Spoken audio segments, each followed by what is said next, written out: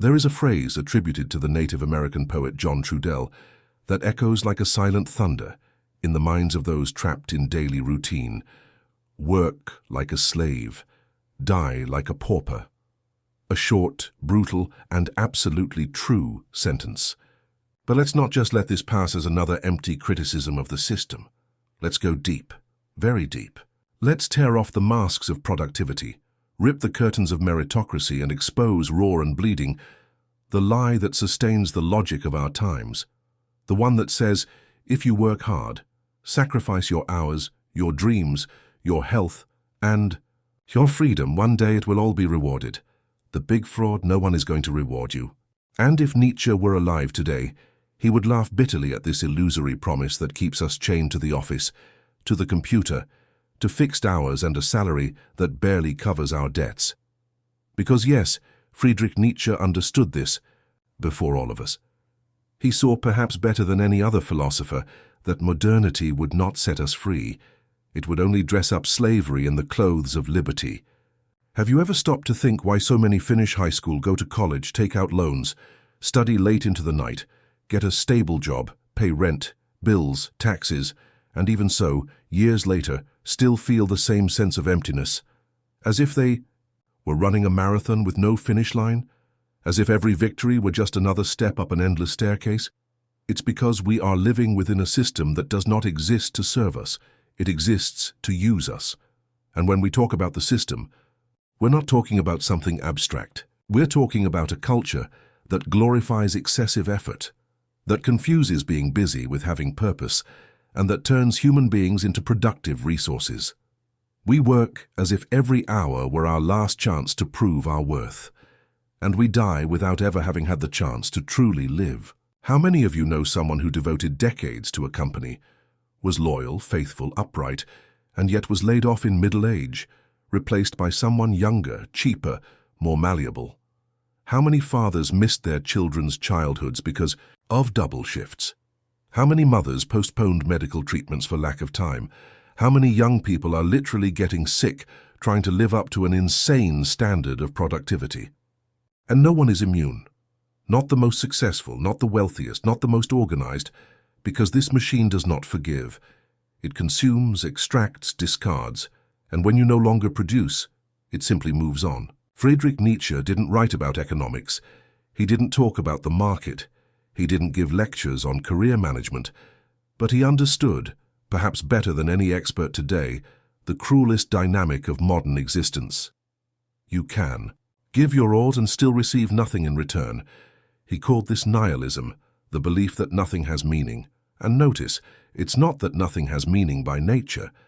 It's that society has created false values, empty promises, and fabricated meanings that make us feel like we're going somewhere, when in fact we're just running in circles.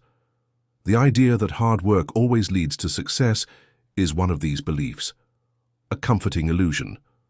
A social placebo.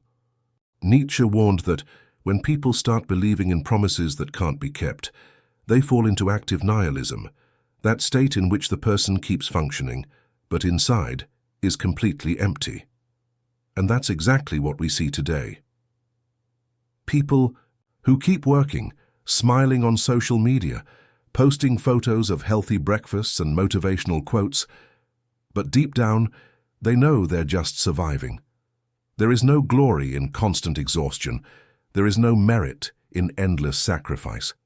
There is no dignity in a life that serves only to maintain the status quo. But you might be thinking, at least at the end of the month I have my salary, I have my house, my car, my annual vacation. Doesn't that count for something?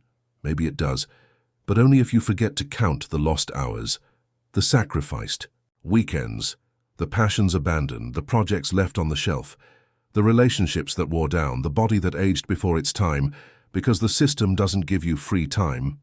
It only offers small truces between exhausting workdays. You don't have leisure, you have an interval, and during this interval you consume, you buy things you don't need, you go to places you don't love, you make plans you never fulfill. Because deep down you know, tomorrow everything goes back to normal, back to the routine, back to the struggle, back to the chain.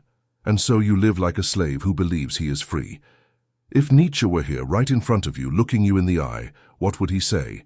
He probably wouldn't use gentle words. He would say that you are being deceived, that you're investing your vital energy in a game whose goal is not worth it, that you're spending the most precious days of your life to feed something that will never recognize your worth. And he would say, with that sharp lucidity that so characterizes his thought, "Are you free?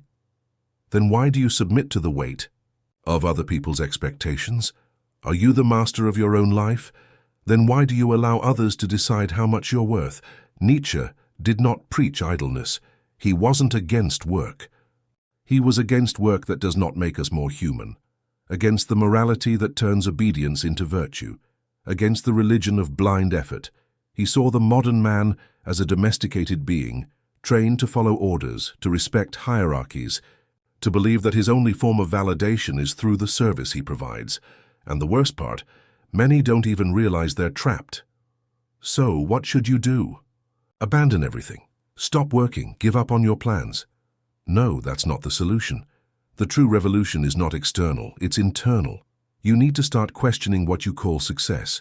You need to understand that there is no honor in suffering, that there is no virtue in working yourself to death for something that makes no sense. Revolution is remembering that you do not exist to serve the system. The system should exist to serve you.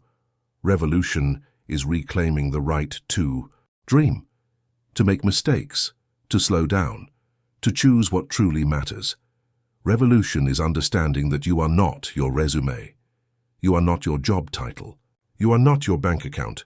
You are much more than that. And if Nietzsche were here, he wouldn't tell you how to live. He would ask you, who would you be if no one were watching?